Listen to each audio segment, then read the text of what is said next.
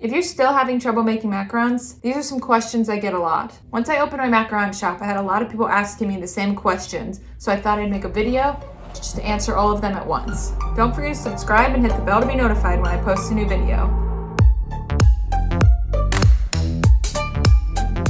If you haven't already, check out this video to get step-by-step instructions on how to make macarons. So we're gonna do frequently asked questions. Okay, why are my macarons bumpy? So that could be because your almond flour is not fine enough, like you have clumps in your almond flour. The almond flour I like to use is fine enough where I just sift it and I don't have to put it in a food processor. But when I was using different brands, I would have to put it in a food processor and sift it. So I sift mine 3 times, and that's with fine almond flour. So you really need to sift it a lot if you want smooth shells. And if it's still not smooth enough, then you put it in the food processor with the powdered sugar before you sift it. So you mix the powdered sugar and the almond flour together, put it in a food processor, pulse it a couple times until it's fine, then sift it 3 times. Oh, or it could be because you're not folding enough. Why are my macarons turning brown? Make sure your oven's the right temperature. You need an oven thermometer.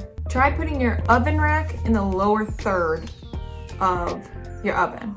That could also help. Why are my macarons sticking to the tray? Okay, well, they could just not be baked long enough. So you could leave them in longer or check your oven temperature with a thermometer. Ooh, macarons cracking. For the recipe I use, this could be because you're not letting them dry long enough, but your oven temperature could be too high. They could be undermixed and they're just exploding. For me, if I put something oily in the shell, that will also make them crack. Like if I put pistachios on top, if I sprinkle pistachios on top of the shells, even if I let them dry long enough, there's gonna be cracking around the pistachios. Or chocolate chips, or something that has like a fat in it. Ooh, this is a big one. Hollow macarons. That could be overbaked because they dry out and the top gets hard. Your oven could be too hot, then they dry out too quickly. You could be under whipping the meringue. So when you've got the egg whites and the granulated sugar and you're whipping that up, if you're not whipping it enough, you're not incorporating enough air into the meringue, that could make it hollow because they wouldn't rise up. You could be over whipping the meringue, or under folding. So once you have the almond flour powdered sugar in the meringue, once you folded it, if you're under folding it, that could also do it. Or, this is a common thing. People will make the macarons, then they will try one right out of the oven when they haven't matured, so then they crack and they're hard. I have to let mine mature in the fridge with the filling for at least 24 hours. Nah, overnight. At least overnight, but 24 hours is best. So, or if you do let them mature in the fridge for 24 hours, then you take them out and eat them right out of the fridge, they will also crack and seem like they're hollow. So what you have to do, fill them, let them sit in the fridge for 24 hours, and then after they've been in the fridge for 24 hours, put some out at room temperature, let them sit for 20 minutes, then take a bite. Then if they're still hollow, then you go check back and make sure the oven's not too hot, they're not under whipped, they're not over whipped, and they're not under folded. Okay, why are my macarons spreading? Well, you could have under whipped the meringue. So in the first stage when you've got the granulated sugar and the egg whites and you're whipping it, you could not be whipping it enough, and that would lead to a weak meringue. Or you could have overmixed. When you're supposed to be folding it, you could have over folded it and then it would be runny and spread out. Or there could be too much food coloring. I find that the more food coloring I put in, the less times I have to fold the batter. Oh, no feet. Why are there no feet on my macarons? Too much food coloring. If I'm making like a dark blue or dark red or something, I get tiny little feet. So if you're putting a lot of food coloring in your batter, don't mix it as much, okay? No feet could be over-mixed batter, under-mixed meringue. Ooh, this is a good one. Do I have to age the egg whites? Nah, I don't.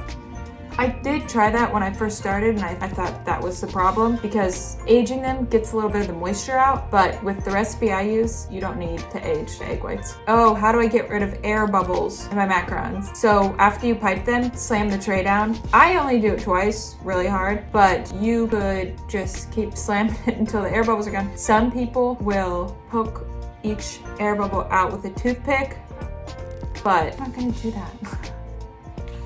It's just not worth it. If slamming doesn't get the air bubbles out, they're not big enough for me to get out. No non-macaron baker is gonna notice. Maybe if you're making these for another macaron baker, you poke all the air bubbles out you want, because they'll notice. Storing, how do I store the macarons? So put them in an airtight container, put them in the fridge. They last in the fridge when they're filled for like a week. But if you're not gonna fill them, put them in the freezer in an airtight container and then fill them 24 hours before you're gonna serve them. Or you can fill them, then freeze them. I've done that too and they taste just as good. These are resilient. Once you get them made and they're an actual macaron, they do really well in the freezer, in the fridge. What is the best almond flour to use? I use Kirkland from Costco, but I just started using this recently. I used to use Honeyville. Bob's Red Mill worked for me when I first started, but some people think it's too oily. Honeyville was what I used when I started selling. That was most consistent. That's a good question. Comment below with any questions you have. Ooh, can the macaron batter be put in the fridge? Wait.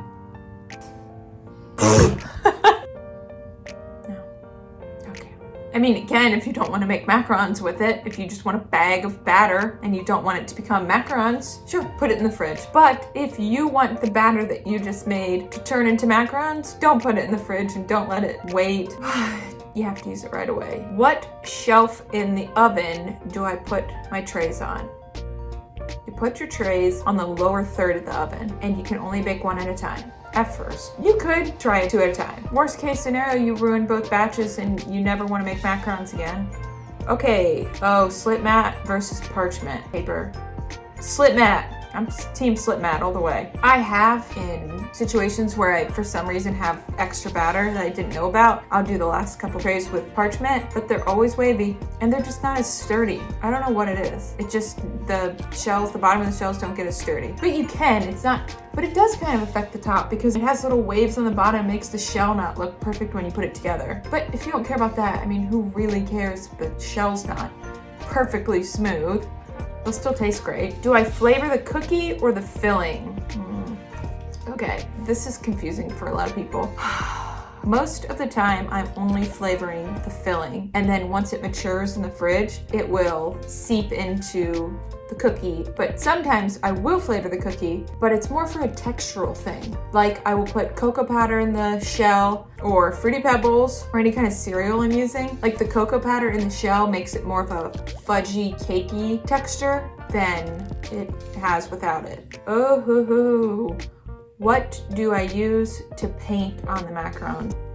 I use food coloring. I wouldn't use gel food coloring. I use liquid food coloring and I mix it with a little water. But that's only if I'm doing like a light wash of a watercolor, like a pretty light colored thing, because you don't want to do too many layers with the water. Some people mix up liquid food coloring with vodka, which, yeah, you can do that. I just use water because I always want a light wash. But if I'm doing bolder colors, then I use a food paint, and I'll link that in the description below. It's the only one that I've found that I like. Or I use food markers with edible ink. Those are nice. I like those. Oh, why are my macarons slanted? That was a problem I had when I first started. It was my oven, but I found the way to fix that was to use cookie trays that didn't have raised sides. They only had one raised side, and I would rotate them halfway through the baking time. So or if you do have cookie sheets that have raised sides, you can flip it over. I've never tried this, and put your SLIPMAT or parchment on top and pipe it on top so you don't have raised sides. So that's usually what it is. Uneven oven temperatures too could do that. So take your oven thermometer, put it in different parts of your oven and see if maybe you just can't pipe macaron batter on that part of the sheet. Oh, how do you get the perfect circles? I have a guide. I put a guide under the thing that go check out this video if you haven't. I show you how to use the guide and how to take the guide out from under. I've seen people have macaron SLIPMAT sheets that already have the guide on there. I never use that just because I want them the size I want them, but that's something you could use. And by piping straight down, by not circling when you're piping, just by squeezing the piping bag and not circling. Go check out this video. Okay, I think that's all the questions I had. If you have any questions that I haven't answered, comment below. Check the link below for the recipe I use and some flavor options. Join the Michelle's Macarons Facebook group to connect with other macaron bakers and get answers to your baking questions. If this video was helpful for you, like, subscribe, and hit the bell to be notified when I post a new video. Now that you have all these questions answered, check out some of these popular filling recipes.